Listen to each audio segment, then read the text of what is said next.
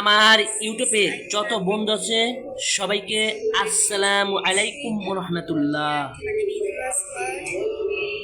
বাইরে অনেক বৃষ্টি হচ্ছে, এই বৃষ্টির সময় খিচুড়ি খাইতে অনেক ভালো লাগে। সবজি খিচুড়ি আমার অনেক ভালো লাগে খাইতে। ঢাকা শহরে অনেক বৃষ্টি হচ্ছে। আজকে তারিখ 21/8/2024। অনেক বৃষ্টি হচ্ছে ঢাকা শহরে। কেমন বৃষ্টি হচ্ছে দেখেন।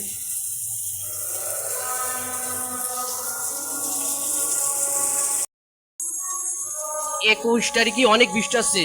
বৃষ্টি হলে চুলার পাশে রান্না করতে অনেক ভালো লাগে, ঠান্ডা ঠান্ডা লাগে, রান্না করতে ভালো লাগে। আর অন্য সময় গরম লাগে।